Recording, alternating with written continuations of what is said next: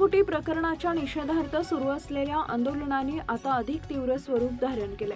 गेल्या 22 दिवसांपासून शांततापूर्ण मार्गाने आंदोलन करणारे सामाजिक कार्यकर्ते अभिजित दिपके आणि ज्येष्ठ पर्यावरणवादी सोनम वांगचुक यांनी केंद्र सरकारकडे आपल्या प्रमुख मागण्या पुन्हा ठामपणे मांडल्यात।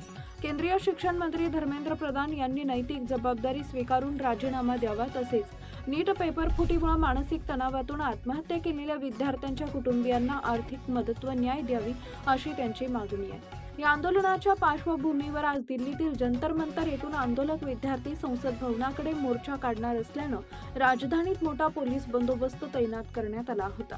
संसदेकडे जाणाऱ्या अनेक विद्यार्थ्यांना पोलिसांनी ताब्यात घेतल्याची माहिती समोर आली आहे। काही ठिकाणी आंदोलकांना रोखण्यासाठी पोलिसांनी लाठीचार्ज केल्याचा, तसेच परिस्थिती नियंत्रणात आणण्यासाठी अश्रुधुरांच्या नळकांड्याचाही वापर केल्याचा दावा आंदोलनकर्त्यांनी केला। या कारवाईचा निषेध करत ज्येष्ठ पर्यावरणवादी सोनम वांगचुक यांनी आंदोलन दडपण्याचा प्रयत्न होत असल्याचा आरोप केला।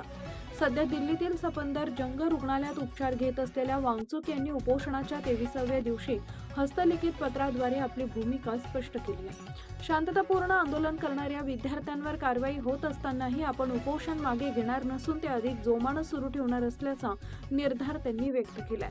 दरम्यान या आंदोलनात महाराष्ट्रातील नाशिक जिल्ह्यातील सिन्नर तालुक्यातील इयत्ता 7वीत शिक्षण घेणारी विद्यार्थिनी साईशा वाबळे हिनेही सहभाग नोंदवला आहे। शिक्षणातील पारदर्शकता आणि विद्यार्थ्यांना न्याय मिळावा या उद्देशाने तिने शाळेतून रजा घेऊन दिल्ली गाठली। समाज माध्यमांशी संवाद साधताना साईशानं शिक्षण व्यवस्थेत पारदर्शकता, निष्पक्ष परीक्षा प्रक्रिया आणि विद्यार्थ्यांच्या भविष्यासाठी न्याय मिळणं अत्यंत आवश्यक असल्याचं सांगितले। नीट पेपर फुटी प्रकरणामुळे देशभरातील विद्यार्थी आणि पालकांमध्ये निर्माण झालेला संताप या आंदोलनातून पुन्हा एकदा समोर आलाय।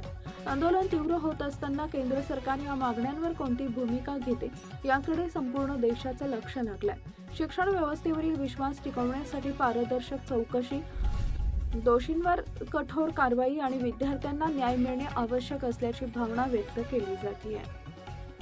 रात को 2:21 हो चुके हैं। छोटे छोटे बच्चे भी जंतर मंतर पर मौजूद हैं। क्या नाम है आपका? साइशा। साइशा, क्या करने आए हो? सीजेपी को सपोर्ट करना है। कैसे सपोर्ट करोगे? सोनम वांगचुक को सपोर्ट करके। अच्छा, सोनम वांगचुक को सपोर्ट करके।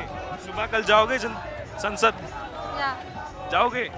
अच्छा, और स्कूल को छुट्टी ली है। स्कूल को छुट्टी ली है तो देखेंगे कि छोटे छोटे बच्चे जो हैं वो सीजेपी जो कॉकरोच जनता पार्टी है संसद मार्च के लिए उनका सपोर्ट कर रहे हैं। स्कूल की छुट्टी लेकर बच्चे यहाँ पर मौजूद हैं और भी तमाम लोग हैं। और भी लोगों से हम बात करते हैं। मैम, क्या नाम है आपका? प्राची। प्रियांशी जी, कैसे सपोर्ट करेंगी? कल मार्च की तो परमिशन नहीं मिली। लेट्स सी, अभी यहाँ पर रुके हैं, जैसे होगा उस तरह से करेंगे। अच्छा, मतलब जिस तरीके से आगे सब आदेश आएंगे उस तरीके से उन आदेशों का पालन किया जाएगा। लेकिन कुछ लोग तो ये भी कह रहे हैं कि चाहे आदेश आए चाहे ना आए, हम संसद की तरफ जाएंगे ही जाएंगे। लेट्स सी, अभी जो दीपके बैठे हुए हैं वो जिस तरह से गाइड करेंगे उसी साइड से करेंगे। बिकॉज कोई भी